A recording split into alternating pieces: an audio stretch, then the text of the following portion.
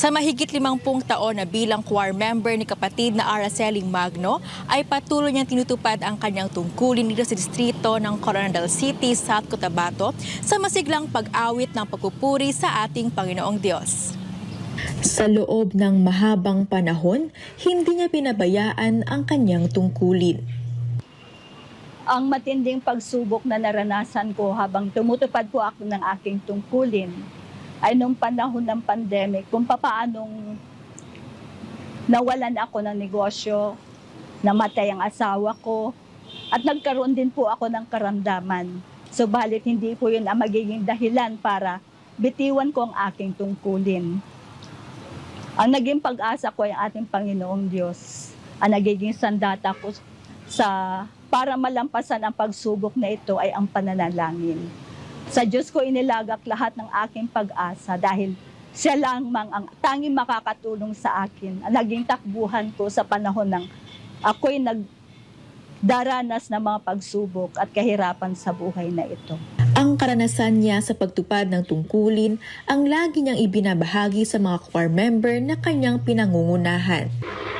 Ang maipapayo ko sa mga kabataang mga awit sa loob ng Iglesia ni Cristo ay wag na wag po nilang pababayaan ang tungkulin kahit anong hirap sa kanilang pag-aaral, anong pagsubok ang kanilang maranasan, gawin po nilang sandata ang pananalangin. Sa pamamagitan ng mga awit na pagpupuri sa ating Panginoong Diyos, ipinagpasalamat ni kapatid na Araceli Magno at ng mga choir members sa distrito ng Coronadal City, South Cotabato ang biyayang espiritual na kaloob ng Panginoong Diyos.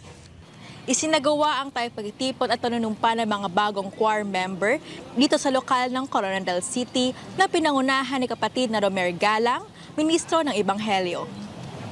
Mahalaga ang pag-awit sa mga pagsamba at ng mga pagtitipon ng iglesia. Kaya naman hinikayat ang mga awit sa pamamagitan ng Biblia na maging espiritual sa pag-awit at laging pagtalagahan ang tungkulin. Ang idinulot po sa amin ng tanging pagtitipong ito na pinangunahan po ng isa sa pinagkakatiwala ng ating tagapamahalang pangkalahatan ay nagbigay po ito ng karanasan na hindi namin malilimutan sa aming buhay. Taos puso po kami nagpapasalamat sa ating mahal na tagapamahalang pangkalahatan, kapatid na Eduardo V. Manalo, na kahit malayo po kami sa inyong piling ay hindi po ninyo kami nakakalimutan. At sugo po kayo ng isa sa inyong pinagkakatiwalaan para mapangunahan po ang aming tanging pagsambang ito.